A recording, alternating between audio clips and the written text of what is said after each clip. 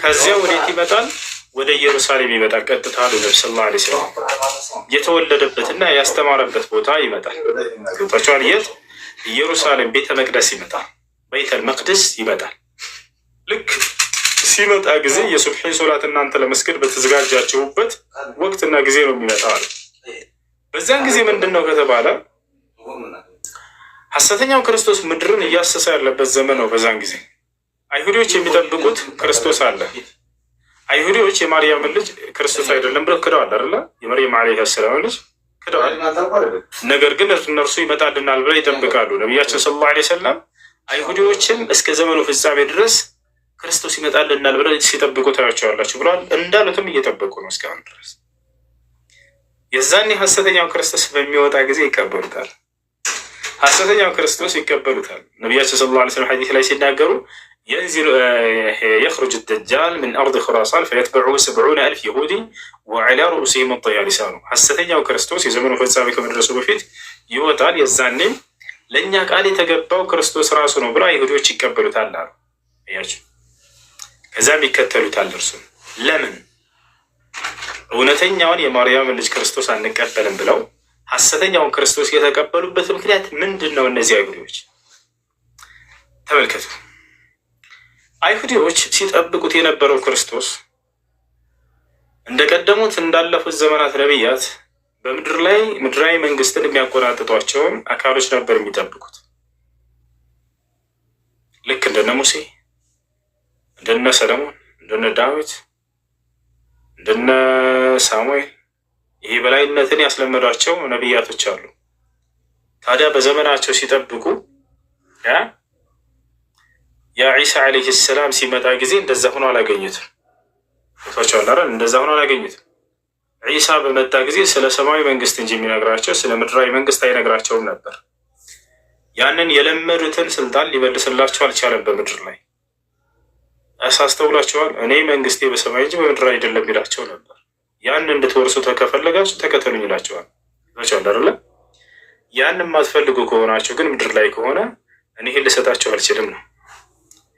ታዲያ ይሄንን እነዚህ ሰዎች ይሄ አንተማ ለእኛ ቃል የተገባህ አይደለም ብለው ትምህርቱንም እርሱንም አመጣጡንም ሁሉንም እንዳለ ቅድም እንዳልኳቸው አስተባበሉ ካሉ፣ ነገር ግን ያን ሐሰተኛውን ክርስቶስ የሚቀበሉት ለምን እንደሆነ ታውቃላችሁ? የምድራዊ ስልጣንን እንደሚሰጣቸው ቃል ይገባላቸው፣ ለተወሰነም ጊዜ ያሳያቸዋል። ገብቷቸዋል? ሐሰተኛው ክርስቶስ በሚመጣ ጊዜ የተወሰነ ጊዜ እኔ የዚህ ዓለም ገዢ ነኝ፣ የዚህ ዓለም አምላክ ነኝ ይላቸዋል። የእርሱ ተከታይ ይሆናሉ። ለእኛ ቃል የተገባው ክርስቶስ ይሄ ነው በቃ በምድር ላይ የበላይነትን የሚያጎናጽፋቸውን አገኙ። ታዲያ ይሄንን የበቃ በደስታ በባረቁበት ጊዜ አላህ እውነተኛውን ክርስቶስ ያወርድባቸዋል። ቃል ገብቶለታል። በጠላቶችህ ላይ የበላይነትን ሳላጎናጸፈ አልወስድህም ብሎታል። የዛኔ ዘመኑ ይደርሳል። ቃል ይገባለት በጠላቶችህ ላይ ጠላቶችህን የእግርህ መቀመጫ እስካደርግልህ ድረስ አትሞትም ትኖራለህ እንዳለው እስከዛ ድረስ አኑሮት የዛኔ ያወርደዋል። ልክ ሲወርድ ጊዜ ዒሳ ዓለይሂ ሰላም የዛኔ ሐሰተኛው ክርስቶስና አይሁዳውያኖች ከእነርሱ ውጭ ያለን ማንኛውንም እያጠፉ እየተከተሉ ባሉበት ዘመን የዛኔ ሙስሊሞች የት ይገኛሉ? መገኛ ስፍራቸው ከተባለ ኢየሩሳሌም ወፍለስጢን ወይንም መካና መዲና በሶስቱ ስፍራዎች ቅዱስ ስፍራዎች ላይ ብቻ ነው። መካና መዲና መግባት አይችሉም። ክርስትማን ነው ሐሰተኛው ክርስቶስም ደጃል ልክ እንዲሁ አይሁዶች ነቢ ሰለላሁ ዐለይሂ ወሰለም ተናግረዋል። የዛኔ ወደ መካና ወደ መዲና አይገባም ደጃል። በዚያ ምክንያቱም ከተባለ መላእክቶች እንዲጠብቋት ተዓላ ልክ እንዲሁ ኢየሩሳሌም ይመጣል። ወደ ኢየሩሳሌም ላይ መህዲ የሚባል መሪ፣ ፍትሃዊ መሪ አማኞችን ሰብስቦ እዚያ እየመራቸው ይገኛል። ፍልስጤን ላይ ማለት ነው። በዛች ቦታ ላይ ሳሉ ደጃል እና ሰራዊቶቹ ከዚያ ይመጣሉ። አይሁዳውያኖች አማኞች በዚህ እየጠበቁ ይገኛሉ። በዚያን ሰዓት ነው ክርስቶስ የሚወርደው። በቃ በዚያን ዘመን እንደሚወርድ ይታወቃል። ነቢ ሰለላሁ ዐለይሂ ወሰለም ቃል በቃል ተናግረዋል።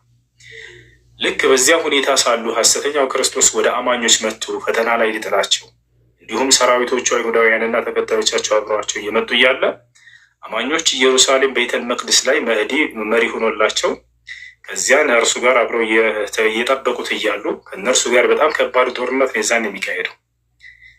የዓለም ሕዝብ ሁሉ ለሁለት ወገን ይሆናል፣ አማኝና ካህዲ ብቻ። በዚህ ሁኔታ ሳለ ነው ዒሳ የሚወርደው። ቀጥታ ዒሳ ይወርዳል። ወዲያው እንደወረደ በመላእክት ታጅቦ ቀጥታ ወደ ቤተል መቅዲስ ይመጣል። ልክ ሲመጣ ጊዜ ዒሳ ዓለይሂ ሰላም ወደ መስጂድ ይገባል። በሚገባ ጊዜ ከራሱ ላይ ውሃ እየተንጠፈጠፈ ይመስላችኋል? የሚያምም እየተንጠፈጠፈም አይደለም አሉ፣ ይመስላል አሉ።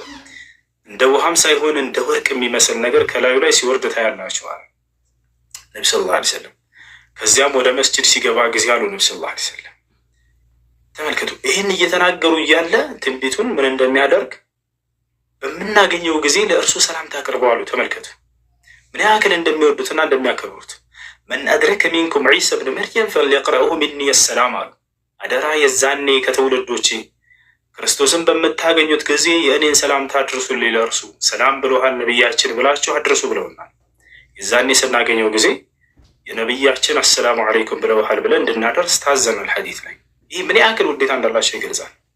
ስለሆነ ሰው ለምሳሌ የሆነ ሰው ታገኛላችሁ መንገድ ላይ ሂዱ በዚህ በዚህ ያልከውና አደራያን ሰው ስታገኝ ግን ያዝ አድርገህ ሰላም በልልኝ ብለህ ምን ይገልጻል? ምን ያክል ውዴታ እንዳለ ክብር እንዳለ ለዛ ሰው ይገልጻል። እሺ ቀጥል።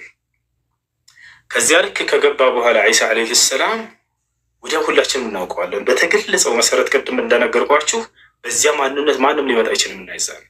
ልክ ዒሳ ዓለይሂ ሰላም ይገባል። ከገባ በኋላ የዛኔ ምን ይሆናል? ሶላት ልንሰግድ ኢቃም ተደርጎ ባለበት ሰዓት ነው የሚገባው። ይህ ትውልድ ለነቢያት ልዩ ክብር አለው።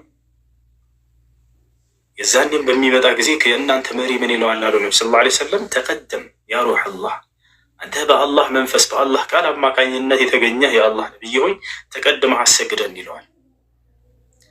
ከዚያም እርሱም ዒሳ ምን ያክል ሙተዋዲዕ ተናናሽ የሆነ ነቢይ እንደሆነ የምትረዱት የዛኔ ነው። ምን ይላል? ኢነሃ ኡቂመት ለኩም ይላል። እርሱ ለእናንተ ነው ኢቃም የተደረገውና እናንተ ገብታችሁ አሰግዱ ይላቸዋል። እናንተ ገብታችሁ አሰግዱ ይላቸዋል። ከዚያም እናንተም ታሰግዱታላችሁ አሉ ነቢ ሰለላሁ ዐለይሂ ወሰለም። ነቢ ሰለላሁ ዐለይሂ ወሰለም ወደፊት የሚሆነውን ሁሉ በትንቢት እየተናገሩ ነው። እናንተም ታሰግዱታላችሁ አሉ። ከሰገደን በኋላ ዒሳ ዓለይሂ ሰላም ወዲያው ይወጣል። አማኞችም ተከትለውት ይወጣሉ። ወዴት? ሐሰተኛውን ክርስቶስ ፍለጋ ያሳደዋል ዒሳ። አንደኛ የሚመጣበትም ዓላማ ይሄ ነው። የእርሱን ክርስቶስነት ክደው እነዛ ይሁዳውያኖች ሐሰተኛውን ክርስቶስ ተቀብለው ነበር። ያን የበላይነትን ተጎናጸፍንበት ያሉትን ሐሰተኛውን ክርስቶስ ያጠፋባቸዋል። ይዛኔ ልክ ከመስጅድ እየወጣ እያለ ዒሳ አንዴ ልጨርስ ከይቅርታ ጋር እየወጣ እያለ ከዚያ ሐሰተኛው ክርስቶስና ይሁዳውያኖች ሰራዊቶቹ እንዳለ ተከትሉት እየመጡ ፊት ለፊት ይገናኛሉ። በጣም ታላቅ የጦር ሰራዊት ከአማኞችም ከካህዲያኖችም ፊት ለፊት ይገናኛሉ። ከአማኞች ፊት ማን አለ? ዒሳ አለ። ከካህዲያኖች ፊት ማን አለ? ሐሰተኛው ክርስቶስ አለ። በዚህ ጊዜ ሐሰተኛው ክርስቶስ እውነተኛውን ክርስቶስ በሚያየው ጊዜ ይሸሻል። ለምን? ምክንያቱም ዒሳ የዛኔ ይዞት የሚመጣው አዲስ ተአምር አለ። እርሱም ምንድን ነው? ማንም ከሃዲ ጠላት ከፊቱ አይቆምም በአይኑ በማየት ብቻ የሚያቀልጣቸው ቢሆን እንጂ። በማየት እንዲህ አይቶ ዝም ብሎ ያቀልጣል። ሙሙት ነው የሚሉት እንደዚህ። ይሄን ሐዲስ ላይ ነብዩ ሰለላሁ ዐለይሂ ወሰለም ተናግረዋል። ፈዒንደማ የራሁ አሉ ነብዩ ሰለላሁ ዐለይሂ ወሰለም ያ ደጃልም ሐሰተኛው ክርስቶስ እውነተኛውን ክርስቶስ በሚያየው ጊዜ የዙብ አሉ ይቀልጣል አሉ ይሟሟል። ከማ የዙቡ ልሚልሕ ዒንደማ የضዑ ፊ ልማ ጨው በውሃ ውስጥ በሚገባ ጊዜ እንደሚቀልጠው እንደሚሟሟ አሉ። ሲያዩ ደጃል እንደሚሟሟ ያህል ይርገፈገፋል። ሰውነቱ እየተርገፈገፈ እየሟሟ ይሄዳል። ወዲያውም የህሩብ አሉ ነብዩ ሰለላሁ ዐለይሂ ወሰለም ሟምቶ እንደሚያልቅ በሚያውቅም ጊዜ ይሸሻል አሉ። ፈየትበዑሁ ዒሳ ዒሳም ይከተለዋል አሉ። ፈየቁሉ ለሁ ለእርሱም ይለዋል ላ ተህሩብ ሚኒ ከእኔ አትሽሽ፣ ኢነ ሊየ ደርበተን ዐለይክ እኔ በአንተ ላይ የተወሰነልኝ አንዲት ምታለችኝ፣ ፈለን ተህሩበ ሚንሃ አበዳ ከእርሷ በፍጹም አንተ ልትሸሽና ልታመልጥ አትችልም ይለዋል አሉ። አያቸው አረ ፈየቅትሉ ቢደርበትን ዋሒዳ አሉ ነብዩ ሰለላሁ ዐለይሂ ወሰለም አንድ የሚመተዋል በአንድ ምትም ይፈጽምበታል፣ ይገድለዋል አሉ። የዛኔ ይገድለዋል ሐሰተኛው ክርስቶስ።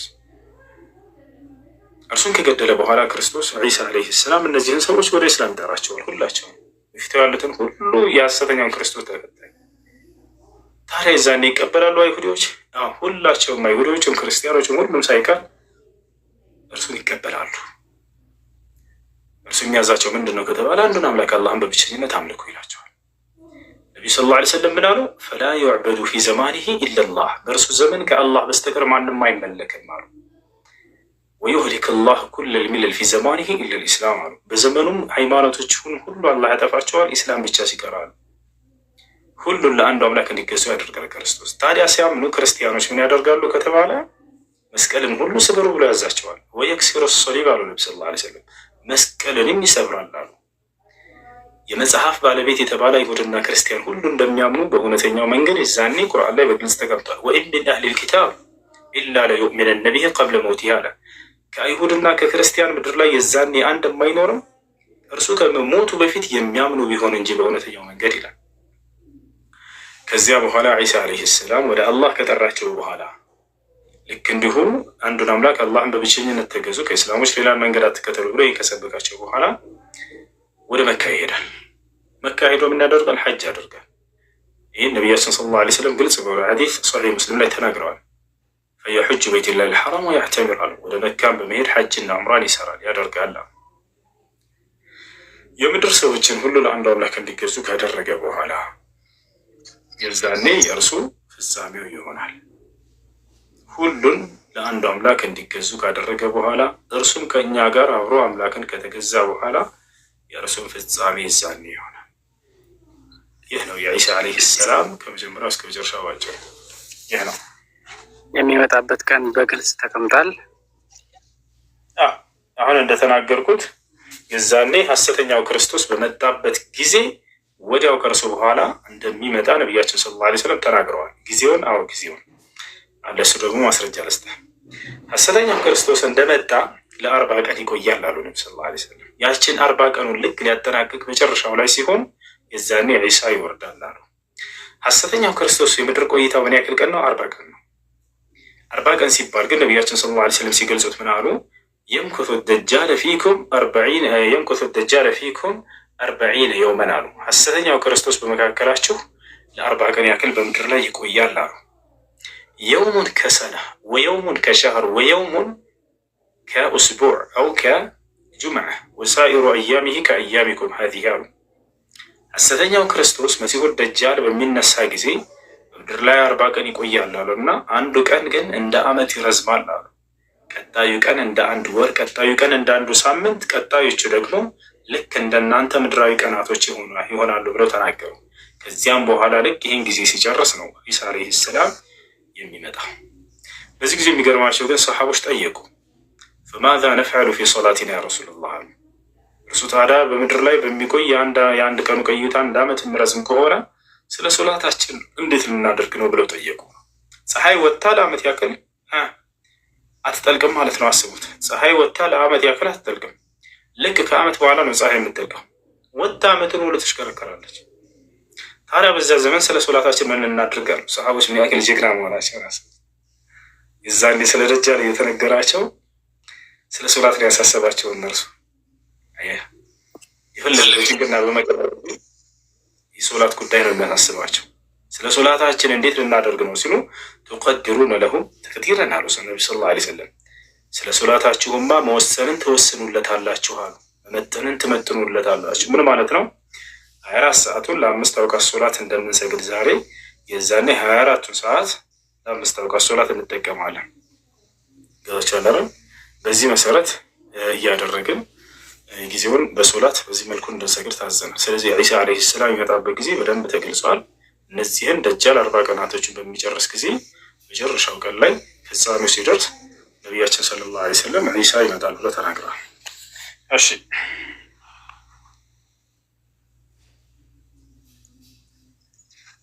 ሱብሓነላህ።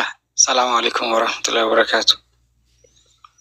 የሚገርም ጥያቄ፣ አጠያየቅ ደስ ከሚል ትሁት ከሆነ ማብራሪያ ጋር ሁሱ ጀዛኩሙላህ ኸይረን ወንድማችን። እውነትም ለአንተ ለሂዳያ መንገድ አላህ ያርግልህ። ሌላም ጥያቄ ካለ እስኪ እንደው ቀጥል። ሞድ ማን ነው ሪከርደሮች ከልጁ ጥያቄ ጀምራችሁ አንድ ነገር ሳይቀር ይሄ ስፔሻል በሆነ መልኩ ፖስቱት፣ በደንብ አሰራጩት። በቃ ክርስቲያኖች መታችሁ እንዲህ ለዛ ባለው ጥያቄ እንድትጠይቁን ማሻአላህ ማሻአላህ ማሻአላህ ያ ሱብሃንአላህ። ቀጥል። እውነት እስኪ የአቢ የሚባለው ደግሞ ነፍሱ ይረጋጋ። እስኪ ኮመንት ላይ በጣም ተረጋጋ አስገቡት። ቀጥል። እውነት እሺ፣ ምናልባትም አጠር አድርገን ብትመልስልኝ ደስ ይለኛል። ያሁንም ጠይቀን ስለ ሰው ልጅ አፈጣጠር ወይም ዘፍጥረት ብለን እኛ የምንለው ማለት ነው። እዛ ጋር የክርስትናና የእስልምና ያለው ልዩነት ማለት ነው። ማለት በአዳምና በሔዋን ላይ እዚያ ላይ ያለውን ልዩነት። እሺ፣ ጥሩ ጥያቄ። ስለ ሰው ልጅ አፈጣጠር እንግዲህ ሰው በአራት መንገድ ነው የተፈጠረው። የሁሉንም አፈጣጠር ሁኔታ አላህ ስብሐነ ወተዓላ ገልጾታል። የአዳም አፈጣጠር አለ፣ የእርሱ ይለያል። የሔዋን አፈጣጠር አለ፣ የእርሷም ይለያል። የክርስቶስ አፈጣጠር አለ፣ የእርሱም ይለያል። የኔና የአንተ ሌሎቻችን አፈጣጠር አለ፣ እኛም ይለያል። አየህ አይደለ? አላህ ስብሐነ ወተዓላ ሰውን ከአፈር ፈጠርኩት ብቻ ብሎ ዝም አላለም። ከአፈር የሚለው አዳምን ብቻ ስለሚመለከት ሌሎቻችንንስ እንደ አዳም ከአፈር አንስቶ አይደለም የሰራንና የሁላችንን የሚያፈጣጠር ሂደት በደንብ አድርጎ የሁሉንም ተናግሯል። ወደ አዳም ስንመጣ ጊዜ አዳም ከምን ተፈጠረ? ከአፈር ተፈጠረ። ማስረጃ ቃለ ስብሐነሁ ወተዓላ ኸለቀሁ ሚን ቱራብ፣ እኔ ከአፈር ፈጠርኩት ይላል። በሌላ ቦታ ላይ ወሚን አያቲሂ አን ኸለቀኩም ሚን ቱራብ ሱመ ኢዛ አንቱም በሸር ተንተሽሩን፣ ከተአምራቶች መካከል የእናንተን አባት አዳምን ከአፈር መፍጠር እያለ ይናገራል። አፈር ብቻውን ነበር ወይ ብለን ስንጠይቅ ለአፈር ብቻውን አልነበረም፣ ውሃም ነበረ ይለናል። ታችኋል። ለዚህም ማስረጃ በሱረቱል ፉርቃን ላይ ሲናገር ወሁወ ለዚ ኸለቀ ሚነል ማኢ በሸረን፣ እኔ ማለት የአምላካችሁ ነኝ ሰውን ከውሃ የፈጠርኩ ይላል። ስለዚህ አፈር ውሃ አለ። አፈርና ውሃ ሲቀላቀል ምን ይሰጣል? ልጆች ጭቃ ይሰጣል። ይህንንም አላህ ስብሐነሁ ወተዓላ ይናገራል። ከጭቃ ፈጠርኩት እያለ ይናገራል። ሶስተኛውን ሂደት የመጀመሪያው አፈር አለ፣ ከዚያ ውሃው ተቀላቀለ። ምን ሰጠን? ጭቃ ሰጠን። ያ ጭቃ ደግሞ ወደ ምን ይሄዳል ከተባለ ልክ እንደ ሸክላ የአይነት ቅርጽን ይይዛል። ከተቀረጸ በኋላ የሰው ቅርጽ ተደርጎ ከጭቃው ከተሰራ በኋላ ማለት ነው። ከዚያ በኋላስ ነፍስ ተዘራበትና ሰው ሆነ። ይህ የአዳም የአፈጣጠር ሙሉ ሂደት ነው። ሁለተኛው ምንድን ነው ከተባለ የሔዋን አፈጣጠር ነው። የሔዋን አፈጣጠር ከምንድን ነው ከተባለ ከአፈር ነው ወይ? እንዳዳም ላ አይደለም። ነገር ግን ከአዳም ጎን ከአንድ አጥንቱ ነው አላህ ስብሐነሁ ወተዓላ የፈጠራት። ማስረጃ ቃለ ስብሐነሁ ወተዓላ ወሚን አያቲሂ አን ኸለቀ ለኩም ሚን አንፉሲኩም አዝዋጃ፣ ከተአምራቶች መካከል ከአንዱ ነፍስ ከአዳም ጥንዱን መፍጠር እያለ ይናገራል። ወቃለ ስብሐነሁ ወተዓላ ያ አዩሃ ናሱ እተቁ ረበኩም አለዚ ኸለቀኩም ሚን ነፍሲን ዋሒዳ ወኸለቀ ሚንሃ ዘውጀሃ፣ እናንተ ሰዎች ሆይ እኔን ጌታችሁን አላህን ፍሩኝ ካለ በኋላ ምን አለ አላህ? ሰውን ከአንድ ነፍስ ከዚያች ከነፍስ ጥንዷን የፈጠርኩኝ ሆንኩኝ እያለ ይናገራል። አንድ ነፍስ ከፈጠረ በኋላ ከእርሷም ጥንዷን ፈጠርኩለት ከእርሷ እያለ ይገልጻታል። ልክ እንዲሁ ነቢያችን ሰለላሁ ዐለይሂ ወሰለም አላህ ሔዋንን ከአዳም ከጎን አጥንቱ ፈጠራት ብለው እንደተናገሩ ማለት ነው። አሁን የሔዋን አፈጣጠርን ጨረስን። ሶስተኛው አፈጣጠር ደግሞ የማን ነው? የክርስቶስ አፈጣጠር። የክርስቶስ አፈጣጠር ደግሞ ይለያል። እርሱ ከምንድን ነው ከተባለ ያለ ወንድ ከሴት ብቻ፣ ያለ ወንድ ከሴት ብቻ። ከማን? ማርያም ከምትባል ጻድቅ ሴት። ጻድቅ ስላቸው ይህ ከራሳችን ሳይሆን ቁርአንና ሐዲስ ላይ የተነገረላት። በቁርአን ላይ ምን ይላል? ወኡሙሁ ስዲቀቱን ይላል፣ እናቱ ግን ጻድቅ ነች ይላል አላህ። ነቢያችን ሰለላሁ ዐለይሂ ወሰለም ሐዲስ ላይ ምን አሉ? ከሙለ ሚነ ሪጃል ከሲር ወለም የክሙሉ ሚነ ኒሳ ኢላ አርበዓ ወሁም መርየም ወአሲያ ወፋጢማ ኸዲጃ። ምድር ላይ ከነበሩ ጻድቅ ሴቶች መካከል ብለው ማርያምን ጠቅሰዋታል። በቀጣዩ ዓለም ገነት ነች ብለው ተናግረዋል ወይ? አሁን ገነት ነች ብለው ተናግረዋል። የገነት ብቻ አይደለች የሚለው የገነት ታላቅ ሴት ነች ብለው ነው የገለጿት። ማስረጃ ቃል ነቢ ሰለላሁ ዐለይሂ ወሰለም አፍደል ኒሳ አህል ጀና አርበዓ ወሁም መርየም ወአሲያ ወፋጢማ ኸዲጃ። የገነት ታላላቅ ሴቶች አራት ናቸው አሉና ከእነዚያ መካከል ማርያም እንዳለችበት ገለጹ። ስለዚህ ከማርያም ነው ያለ ወንድ ዒሳን ያስገኘው አላህ ሱብሓነሁ ወተዓላ። አራተኛው አፈጣጠር ደግሞ የኔ ያንተ የሁላችንም ነው። የእኛን ያፈጣጠርም ሂደት ዝም ብሎ ፈጠርኳችሁ ብሎ ዝም አላለም አላህ ሱብሓነሁ ወተዓላ። ነገር ግን ከመጀመሪያው ከፍትወት ጠብታ ይጀምራል። አላህ ሱብሓነሁ ወተዓላ በሴት ልጅ ሰውነት ውስጥ ማህፀን የሚባልን ነገር አዘጋጀ እኛን ለመስራት። ከዚያስ በኋላ የፍትወት ጠብታ ከፍትወት ጠብታው ወደ ምን ይሄዳል? ያ ወደ ረጋ ደም ይሄዳል። ከዚያስ ወደ ተላመጠ ስጋ ይቀየራል፣ የምትላመ ስጋ የምታክል። ከዚያስ ወደ አጥንት ይቀየራል። ከዚያ እንደገና መልሶ ሙሉ ስጋ ያለብሰዋል አጥንቱን። ከዚያ በኋላ ነፍስን ይዘራበትና ሰው አድርጌ ማወጣቸዋለሁ አለ። ይህም በሱራ አልሙእሚኑን የመጀመሪያው ገጽ ላይ ሙሉ ያፈጣጠራችንን ሂደት ይህን ሁሉ ይናገራል። ثم جعلناه نطفة في قرار مكين ثم خلقنا النطفة علقة فخلقنا العلقة مضغة فخلقنا المضغة عظاما فكسونا العظام لحما ثم أنشأناه خلقا آخر فتبارك الله أحسن الخالقين ያለ ይናገራል ማለት ነው። አነጻጽርልኝ ከመጽሐፍ ቅዱስ ጋር ያለው ካለው ጋር ስላልክ ይህን ነገር መጽሐፍ ቅዱስ ይገልጻል ወይ? በፍጹም አይገልጽም። መጽሐፍ ቅዱስ ሰውን ከአፈር ፈጠርኩት ነው፣ አለቀ በቃ። ይህ ደግሞ የሚመለከተው አዳምን ነው፣ ሁላችንም እንደምናውቀው። የእኔና አንተ ያፈጣጠር ሂደት መጽሐፍ ቅዱስ ይናገራል ወይ? አይናገርም፣ በፍጹም አይናገርም። ይህን ይመስላል። ይናገራል ካልክ እሱን አንተ ማቅረብ ትችላለህ። ቀጥል። እሺ መልካም። እኔ ያው መጠየቅ ብቻ ነው ለአሁኑ የፈለኩት። እሺ ስለ ሰይጣን ለምን ተፈጠረ፣ እንዴት ተፈጠረ የሚለውን ስለ ሰይጣን ደግሞ ትነግረኛለህ? በጣም ጥሩ። በመጀመሪያ ሰይጣን የሚባል ፍጡር የለም። ምክንያቱም ሰይጣን የሚለው ባህሪ ነው፣ ግብር ነው። ሰይጣን የሚለው ምንድነው? አንድ ልጨርስልህ ትረዳለህ። ሌባ የሚባል ፍጡር አለ የለም? እውነት ሌባ የሚባል ፍጡር አለ እዚህ ዓለም ላይ? የለም አይደለም? ሌባ ምንድነው? ባህሪ ነው አይደል? ባህሪ ነው አይደል? ምናልባት መጠሪያ ይመስለኛል። አዎ መገለጫ ነው። የምን መገለጫ ነው? የሰራቂ ሰው። ያ ሰው ግን ሳይሰርቅ በፊት ሌባ የሚባል አካል አለ ብለን እንትን እንላለን አንልም። ከሰረቀ በኋላ ራሱ ይሄ ሰው ሌባ ነው የምንል። ሌባ የሚባል ፍጡር ሳይሆን ይሄ መገለጫና ባህሪ ነው። እንደ አጠቃላይ ሰይጣን ለማለት የተፈለገበትን ልምዳላችሁ ልሄድላችሁ። እዚህ ቦታ ላይ ክርስቲያኖች ሰይጣን ብለው ሲገነዘቡ አንድ ግንዛቤ ስለሆነ ነው። አሁን ላስረዳችሁ እሱን ከኢስላም ያለውን አንጻር። ጅን የሚባል ፍጡር አለ። ጅን የሚባል ፍጡር አለ። ጅን ከምንድን ነው የተፈጠረው? ከእሳት ነው የተፈጠረው። ጅን የተፈጠረበት ዓላማ ለምንድን ነው? አላህን እንዲገዛ። መቼም አምላክ አንድን ነገር ሲፈጥር በከንቱ አይደለም። መልአክንም ሰውንም ጅንንም ሲፈጥር እርሱም በብቸኝነት እንድንገዛ ነው። ስለዚህ ከእነርሱ ከጅኖች አላህን የተገዛም አለ፣ ያመፀም አለ። ያመፀው ምን ይባላል? ሰይጣን ይባላል። ሰይጣን ማለት ትርጉሙ ምንድን ነው? አማጺ፣ አልኻሪጅ አን ጣዓቲላህ፣ ከአላህ ትእዛዝ ያመፀ ማለት ነው። ገብቶሃል አይደለ? ስለዚህ የአላህን ትእዛዝ ያመፀ የጅን አይነት መጠሪያ ምን ይባላል? ሰይጣን ተብሎ ይጠራል። ገብቶሃል? ያ ነው። ይህን ስም ለማን ነው መጀመሪያ የተሰጠው ከተባለ አዳምና ሔዋንን ከጀነት እንዲባረሩ ያሳታቸው የሆነው ለዚያ የጅን ጭፍራ ነበር። እርሱ ካነ ሚነል ጅን ይላል አላህ፣ ከጅን ጭፍራ ነበር።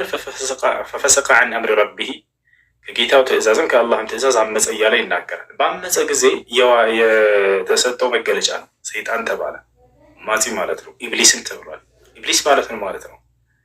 ኢብሊስ ማለት ሁወ ሚነል ኢብላስ ወሁወ አልየእሱ ሚን ረውሒላህ አው ሚን ረሕመቲላህ፣ ከአላህ እዝነት ተስፋ የቆረጠ ማለት ነው። ኢብሊስ ተባለ። መቼ ነው ይህን ባህሪ ግን ያገኘው? አልሰግድም ብሎ ለአደም አላህን አልታዘዝም ብሎ ባመፀ ጊዜ ነው። በቃ አላህ ስብሓነሁ ወተዓላ ከዚያ በኋላ ረገመው። ለዐነሁላህ፣ እኔም አላህ ረገምኩት አለ። ስለዚህ ይሄ መገለጫ ነው ሰይጣን የሚለው። የምን አይነት መገለጫ? የአላህን ትእዛዝ ያመፀ የጅን አይነት መገለጫ ነው። ይሄ ነው። ማንንም አምላክ ክፉ አድርጎ አይፈጥርም። ሰይጣንን ፈጥሯል። ሰይጣን የሚባል ፍጡር ይህን ባህሉን በራሱ ላይ ነው የሚመጣው። ጅንን ፈጠረ አላህ ስብሐነሁ ወተዓላ፣ ነፃ ምርጫ ፍቃድ ሰጠው። ያን ነፃ ምርጫ ፍቃዱን ተጠቅሞ አመፀ። ባመፀ ጊዜ ሰይጣን ተባለ። ገብቶሃል አይደል? ይህ ነው። እና ከምን ተፈጠረ ለሚለው ጅን የተፈጠረው ከእሳት ነው የተፈጠሩት። ማስረጃ አላህ ስብሐነሁ ወተዓላ ወልጃነ ኸለቅናሁ ሚን ቀብል ሚን ናር አለ።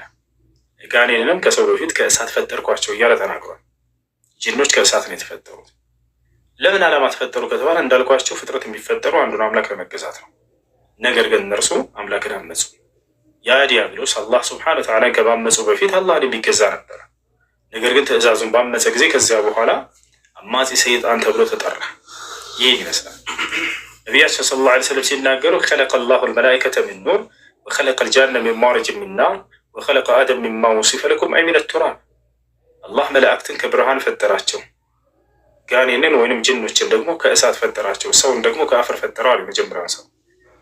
ታዲያ ሶስቱም የአፈጣጠር ሁኔታቸው ከተለያየ ባህሪያቸውም ይለያያል። መላእክቶች ጻድቅ ተደርገው ነው የተፈጠሩት፣ ኃጢአትን አያደርጉም።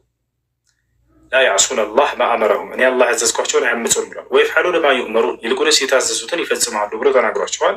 አለቀ። የመላእክቶች ባህሪ በእስልምና መላእክቶች ጻድቅ ናቸው፣ ኃጢአትን የማያደርጉ ናቸው በፍጹም። ሰውና ጅን ግን ነፃ ምርጫ ፍቃድ ተሰጥቶት የተፈጠረ ፍጡር ነው። መልካምን የሚመርጥ አለ፣ ክፉን የሚመርጥ አለ። ክፉን የመረጠው ምን ይባላል? ሰይጣን ይባላል። ከሰውም ራሱ ክህደትንና ኃጢአትን የሚያደርግ የአምላክን ትእዛዝ አመፅን የሚያደርግ ምን ይባላል? የሰው ሰይጣን እንለዋለን አይደል? ይህ ሰው ሰይጣን ነው የምንለው ለምንድን ነው ከተባለ ኃጢአትን በማድረጉ ክፉን ነገር በማድረጉ ወደ ክፉ ነገር በመጠራቱ። ከጅኖችም ልክ እንዲሁ የአምላክን ትእዛዝ ያመፀና የካደው ሰይጣን የሚል ባህሪ በእነርሱ ላይ ይሆናል። ያላመፀው እስከተባለ ሰይጣን ሊባል አይችልም። መላእክቶች ወንድሞቻችን ናቸው አይደለም? ወንድሞቻችን ናቸው። በስጋ አይደለም፣ እስከ አይደለም። ነገር ግን በእምነት በአንዱ አምላክ በአላህ ስለሚያምኑና አላህን ስለሚገዙ። ከጅኖችስ አላህን የተገዛና በአላህ ያመነ ይሄ ጠላታችን ሊሆን ይችላል ወይ? ጠላታችን አይሆንም፣ ያ ወንድማችን ነው። እሺ ሰይጣንስ የሆነው ከሃዲ የሆነው ሰይጣን ጠላታችን ነው። ሰይጣን ጠላታችን እንደሆነ ማስረጃ ላሳያ እንዲከብረ ከፍቼ አላህ ስብሐነ ወተዓላ በዚህ ቦታ ላይ ሲናገር ምን አለ? ያውና በቁርአን ላይ ሰይጣን ወንድማችሁ ነው ይላሉ ብዙ ጊዜ። ሰይጣንና ጅኖችን ስላለያቸው ነው። አሁን ልዩነቱን ስለነገርኳችሁ ሰይጣን ምናችን እንደሆነ ላሳያችሁ። ያው አላህ ስብሐነ ወተዓላ ስለ ሰይጣን ሲነግረን ቁጥር 6 ላይ ሰይጣን ምንድን ነው? ጠላት ነው። ስለዚህ ጠላት አድርጋችሁ ያዙት፣ ተከታዮችን የሚጠራው ከእሳት ጓዶች እንዲሆኑ ብቻ ነው ይላል። ሰይጣን ምናችን ነው? ወንድማችን ሳይሆን ጠላታችን ነው። ያው ደግሞ ሌላ ቦታ ላይ ላሳያችሁ። በጥቅል አላህ ስብሐነ ወተዓላ ሰይጣን ለሰው ልጅ በሙሉ ጠላት እንደሆነ ሲናገር ምን ይላል? ቁጥር 5 ላይ እዚህ አባቱም ስለ አለ ልጄ ሆይ ሕልምህን ለወንድሞችህ አታውራ፣ ለአንተ ተንኮልን ይሰሩብሃልና ሰይጣን ለሰው ግልጽ ጠላት ነውና ይላል። ስለዚህ ሰይጣን ምናችን ነው? ጠላታችን ነው። ይህን ይመስላል እውነት። እሺ አመሰግናለሁኝ። የአብርሃም አገር የት ነበረች ብዬ ነበረ። እሺ መልካም። አብርሃም በርካታ ሀገራቶች ላይ ዙሯል። በመጀመሪያ በኢራቅ ሀገር ላይ ነበረ፣ እዛች ሀገር ላይ። ከዚያ በኋላ ባቢሎን ምናምን የሚባለው የተነሱባት በኢራቅ ሀገር ላይ ነበር። ከዚያች ሀገር ላይ መጀመሪያ ሲያስተምር መጀመሪያ እንደተላከ አባቱን ነበር። አባቱ ጣዖት ይሰራ ስለነበር ጣዖት እየሰራ የሚያመልክ ስለነበር የአብርሃም ያንን መጀመሪያ እንደተላከ ወደ አባቱ ነበር መጥቶ እዚያ ያስጠነቅቀው። አባዬ ሆይ ይህን ጣዖት አትገዛ፣ አንዱን አምላክ አላህን በብቸኝነት ትገዛ ብሎ ሲያስተምረው በዚያ ነገር ላይ አባቱ ረጅም ነው ታሪኩ ማንሳት ከፈለግኩላችሁ ላሳጥርልህ ብዬ ነው። ያንን ሲያስጠነቅቀው ጊዜ በቃ አባቱ አሳደደው። አባቱ ሲያሳድደው ጊዜ ወዴት መጣ? ወደ ፍለስጢን መጣ፣ ኢየሩሳሌም መጣ። ወደ ፍለስጢን መጣ። በዛች ሀገር ላይ አልኸሊል የምትባል ሀገር አለች እስካሁን ድረስ። በዛች ሀገር ላይ በኢየሩሳሌም በፍለስጢን በዛች ሀገር ላይ ቆየ። በዚያች ሀገር ላይ ያለ አላህ ስብሐነሁ ወተዓላ ልጆችን ሰጠው እና ኢስሐቅን ሰጠው። ልክ እንዲሁ ኢስማኤልን ከእርሱ በፊት ወልዷል። ኢስማኤልን ወስደህ በመካ ምድር ላይ ያስቀምጥ አለው። ሄዶ በመካ ምድር ላይ ያስቀመጠ ኢብራሂም። ስለዚህ አሁን ስንት ሀገር ሄደ? ኢራቅ ነበር፣ ወደ ፍለስጢን መጣ፣ ወደ መካ ሄደ። ሌላስ ወዴት ይሯል ከተባለ ወደ ግብጽ ሄዷል። ኢብራሂም ዓለይሂ ሰላም ይሄን ሁሉ እያደረገ ያለው ለምንድን ነው? በእምነቱ ምክንያት ሰዎች እያሳደዱት ነው። ከሀገሩ ከመጀመሪያው ጀምሮ አባቱ ነው ለአርጁመነከ ወህጁርኒ መልያ ሲል የነበረው የመጀመሪያው። ከዚህ ራቅ ካልሆነ ቀጠቅጥሃለሁኝ እያለ ያስፈራራው። እነዚህ ሀገራቶች ላይ ከሄደ ከነገርኳቸው አይቀር እስኪ መጀመሪያ ምን አስተማረ አብርሃም? አላህ ሲገለጥለት መጀመሪያ ምን አስተማረው የሚለውን ልንገራቸው። أول ما تجلى له الرب سبحانه وتعالى دعاه إلى الإسلام وهو التمسك بشريعته وإلا فالأنبياء كلهم مؤمنون بالله عز وجل قبل الوحي يهينو نبياتوች በመጀመሪያ ምን እንዳለው ልንገራችሁ ለአብርሃም إذ قال له ربه أسلم አብርሃም ሆይ ለእኔ ታዛዥ ሁን ብዬ መጀመሪያ ማናገርኩት አለ። አብርሃም ምን አለ? ቃለ አስለምቱ ሊረቢል ዓለሚን፣ እነሆ ለአንተ ለዓለማቱ ጌታ ለአላህ ታዝዣለሁኝ አለ። ወዲያው አብርሃምም ይሄንን ለአባቱ እንዲሁም ደግሞ ለሚወልዳቸው ለልጆቹ ሁሉ ተናዘዛቸው። ለጠቃሚ መጀመሪያ አባቱ ጋር ሄደ። የሚገርማቸው እዝኩር ፊል ኪታብ ኢብራሂም ይላል አላህ። ሙሐመድ ሆይ በዚህ በቁርአን በመጽሐፍህ ላይ አብርሃምን አውሳላቸው ይላል። እነሆ ካነ ስዲቀን ነቢያ፣ እርሱ እውነተኛ ነቢይም ነበር አለ። ምን ነበር? ነቢይም ነበር አለ። ኢዝ ቃለ ሊአቢህ፣ ለአባቱም ባለ ጊዜ አስታውስ አለ። አባቱ ምንድን ነው ብያቸዋለሁኝ? ጣዖትን እየሰራ የሚያመልክ ነው። ተመልከቱ፣ አላህ አምላክ እንደሆነ ያውቃሉ። ታውቃላችሁ? በየዘመናቱ ነቢያት የተላኩባቸው ትውልድ ሁሉ አምላክ አላህ የሰማይ የምድር ፈጣሪ አላህ እንደሆነ ያውቃሉ። ግን ምን ብላ ያምናሉ? እኛ ኃጢአተኛ ነን ብላ ያምናሉ። ታዲያስ በእኛና ጻድቅ በሆነው በአምላክ መካከል መካከለኛ አማላጅ ያስፈልጉናል ብላ ያምናሉ። ከዚያስ በመካከላቸው ጻድቅ ናቸው ቅዱስ ናቸው ብለው የሚያስቧቸውን አካሎች በመቅረጽና በመሳል ለእነርሱ አማልዱን እያሉ ይማጸኑላቸዋል። ይሄን ነው፣ ሌላ አዲስ ነገር የለው። ልክ ዛሬ ክርስቲያኖች ነው የሚያደርጉት ማለት ነው።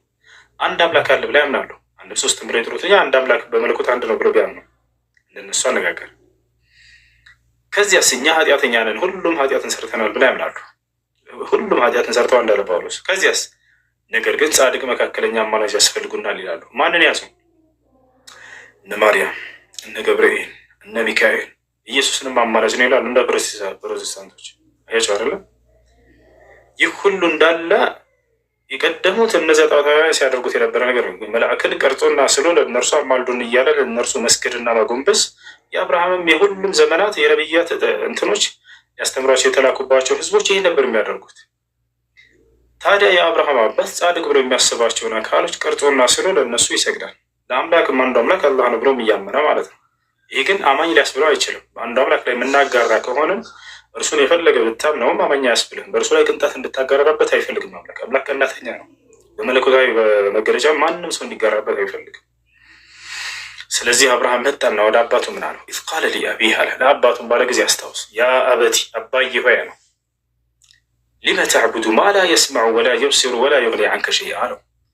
አባዬ ሆይ ሊሰማህ፣ ሊያይህ፣ ሊጠቅምህ፣ ሊጎዳህ የማይችልን ግዑዝ ነገር ቀርጸህና ስለህ ለምን ትሰግድላቸዋለህ አለው። ዛሬ አብርሃም ቢመጣ ምንን ነው የሚለው? በአምላክና በእናንተ መካከል አድርጋችሁ ቀርጻቸውና ስላችሁ የምትሰግዱላቸውን ወላሂ ያወግዝባችሁ ነበር። አባዬ ሆይ ሊሰማህና ሊያይህ የማይችል ሊጠቅምህና ሊጎዳህ የማይችልን ግዑዝ ነገር ቀርጸህና ስለህ ለምን ለእነዚህ ትሰግድላቸዋለህ አለው። ታቻለ ሊመ ተዕቡዱ ማ ላ የስመዑ ወላ የብስር ወላ ዩግኒ ዐንከ ሸይአ። ያ አበቲ ያለው አሁንም ማስተምረቱን ቀጠለ። አባዬ ሆይ እኒ ቀድ ጃአኒ ሚን አልዕልሚ ማ ለም የእቲክ፣ አባዬ ሆይ ወደ አንተ ያልመጣለህ እውቀት ወደ እኔ መጥቶልኛል አለው። ከማን? ከአላህ ዘንድ።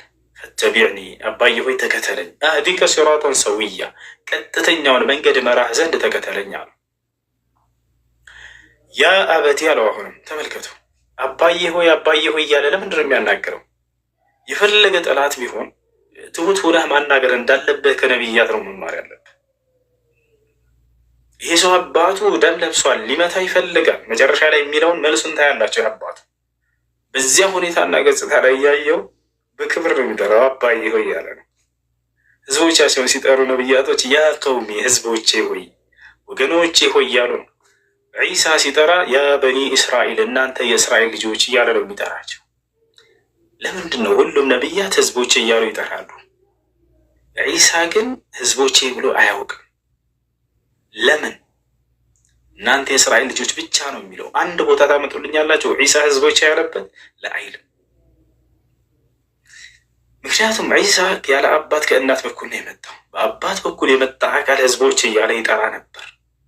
እርሱ ደግሞ ያለ አባት ከእናት ብቻ በመገኘቱ ህዝቦቼ ሳይሆን እናንተ የእስራኤል ልጆች እያለ ነበር የሚጠራቸው። እሱ አርዕስታችን ስላልሆነ እንቀጥል። የአብርሃም ቅድም ጨርሰናል። እሺ፣ ኢብራሂም ዓለይሂ ሰላም ከዚያ በኋላ ምን አለ? ያ አበቲ አለ፣ አባዬ ሆይ አለው። አሁን ምን እንዳስተማረው እየተረዳቸው ነው። አንደኛ በአዳም ልኮ የነበረበት ስህተት እንደሆነ አስረዳውና ከዚያ ቀጥሎ ምን አለ? እኔን ተከተለኝ እውነተኛውን መንገድ መራህ ዘንድ አለው። ሶስተኛ ምን ሊለው ነው? ሶስተኛ ምን ሊለው ነው? ይህ ያለበት መንገድ የሰይጣን መንገድ እንደሆነ ሊገልጽለት። ማንኛውም ከአላህ ውጭ ሌላን አካል ቀርጾና ስለ የሚሰግድ ሰው ሰይጣን አምልኮ ላይ እንዳለ አብርሃም ሲናገር ተመልከቱ። ያ አበቲ ላ ተዕቡድ ሸይጣን አለው። አባዬ ሆይ ሰይጣንን አትገዛ ነው። ኢነ ሸይጣን ካነ ሊረሕማን ዓሲያ፣ ሰይጣን ለጌታው ለአላህ ያመፀ ነውና፣ ለአዛኛው አምላክ ለአላህ ያመፀ ነውና። ከላይ ቀርጸህና ስለ አትስገድላቸው፣ እዚህ ለሰይጣን አትስገድ። ምን ማለት ነው? ለጣዖት እየሰገደ ያለ ሰው ሁሉ ለሰይጣን ነው እያበለከ ያለው፣ ሰይጣንን ነው እየተገዛ ያለው። አባዬ ተው። ለምን ከተባለ እነዚያን ነገር ቀርጾና ስለው እየሰገደ ያለው በሰይጣን ጉትጎታና ውስወሳ ነውና። ስለዚህ ሰይጣንን ታዘዝ እስከሰራ ድረስ ሰይጣን እያመለክ ነው። ቶቸው ለዚህም ነው ሰይጣን የትንሣኤ ቀን ምን ይላል? ከሃዲያኖችን ስታመልኩኝ የነበረው እኮ እኔን ነው ይላቸዋል። ታውቃላችሁ? በሱራ ኢብራሂም ላይ መለስ ብዬ ላውራችሁ። ሰይጣን የትንሣኤ ቀን ገሃነም ከገባ በኋላ ከሃዲያኖች ሁሉ ይሰበሰባሉ በእርሱ ስር። እነርሱም ገሃነም ገብተው መካከል ላይ ሆኖ የሚያደርገውን ንግግር ተመልከቱ። ወቃለ ሸይጣን ይላል አላህ። ሰይጣንም እንዲህ ይላል የትንሣኤ ቀን በእሳት ውስጥ ገብቶ ለማ ቁድየ አልአምር፣ ነገሩ ሁሉ ከተፈጸመ በኋላ ምን ይላል ሰይጣን? ኢነላሀ ወዐደኩም ወዐደል ሐቅ ይላቸዋል ለከሃዲያኖች የትንሣኤ ቀን። እነሆ በምድር ላይ አላህ በነቢያቶች ሁሉ በኩል እውነተኛውን ቀጠሮ ገባላችሁ፣ እርሱ እኔን እመኑ፣ በእኔን ተገዙ፣ ገነትን ትገባላችሁ ብሎ ያን ቃል ገባላችሁ። ወወዐድቱኩም፣ እኔን ደግሞ ቃል ገባላችሁ እኔም ይላቸዋል። አላህን ብትክዱ እነዚህን ብታመልኩ ገነትን ትወርሳላችሁ እያልኩኝ እኔ ቃል ስገባላችሁ የነበርኩት በእርሱ ተቃራኒ እኔ ነኝ ይላቸዋል። ፈአኽለፍቱኩም ይላቸዋል ሰይጣን፣ እኔ ግን ቃሌን አፈረስኳችሁ። ያው ወማ ካነ ሊ ዐለይኩም ሚን ሱልጣን፣ እኔ በእናንተ ላይ ምንም ስልጣን የለኝም ነበር፣ አላስገድድኳችሁም ይላቸዋል። ኢላ አን ደዐውቱኩም ፈስተጀብቱም ሊ፣ እኔ ጥሪ ያደረግኩላችሁ ጎተጎትኳችሁ፣ እሺ አላችሁ የተቀበላችሁኝ እንጂ ይላቸዋል። ፈላ ተሉሙኒ ወሉሙ አንፉሰኩም ይላቸዋል። ዛሬ እኔን እንዳትወቅሱ ይላቸዋል ሰይጣን፣ ይልቁንስ ራሳችሁን ውቀሱ ይላቸዋል። ኢኒ ከፈርቱ ቢማ አሽረክቱሙኒ ሚን ቀብል፣ በደንብ አስተውሉ እዚህ ጋር። እኔ ከዚህ በፊት ምድር ላይ ባላችሁ ጊዜ በአላህ ላይ ስታጋሩኝ የነበራችሁኝን ክጃችኋለሁ ይላል። አያችሁ፣ ራሱን ሲያስመልካቸው ነበር። ያውና አብርሃም ምን አለ? አባዬ ሆይ ከአላህ ውጭ እየተገዛ ያለው ሰይጣንን ነውና እባክህ አቋርጥ እያለው ነው። ሰይጣን ምን ይላል? እኔን ነበር ስትገዙኝ የነበራችሁት በምድር ላይ ሳላችሁ ይላቸዋል። ኢኒ ከፈርቱ ቢማ አሽረክቱሙኒ ሚን ቀብል፣ ከዚህ በፊት በአላህ ላይ እኔን ስታጋሩኝ የነበራችሁኝን ሁሉ ያው ክጃቸዋለሁ፣ አላውቃቸውም ይላቸዋል። ኢነ ዛሊሚነ ለሁም ዐዛቡን አሊም አለ እና ይህን ይመስላል። እሺ አሁን ወደ ኢብራሂም ጋር እንመለስ። አባዬ ሆይ ሰይጣንን አትገዛ ነው። ከዚያ በኋላ ቀጥሎ ምን አለ ኢብራሂም ዓለይሂ ሰላም እዚህ መንገድ ላይ እስካለህ ድረስ ወዴት እንደሚሄድ በቀጣዩ ዓለም ነገረው። ያ አበቲ ያለው አባዬ ሆይ እኒ አኻፉ አን የመሰከ ዐዛቡ ሚን አርረሕማን፣ እኔ አዛኝ ከሆነው ከአላህ ቅጣት እንዳይነካህ እፈራልሃለሁኝ በዚህ መንገድ ላይ እስካለህ ድረስ አለው። ፈተኩነ ሊሸይጣን ወልያ፣ ለሰይጣን አጋዥና ረዳት እንዳትሆን እፈራልሃለሁ። ተው አባዬ ውጣ ከዚህ መንገድ አለው። አሁን የአባቱ ምላሽ ስሙ።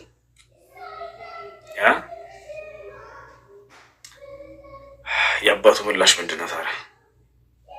ቃል ያለው አባቱ አራጊቡን አንተ ዐን አሊሀቲ ያ ኢብራሂም፣ አንተ ኢብራሂም ሆይ ከአማልክቶቼ የምትርቅ የምታወግዝ የምታሰርቅ ነህን? ወይም ከእነርሱ ፈቀቅ የምትል ነህን?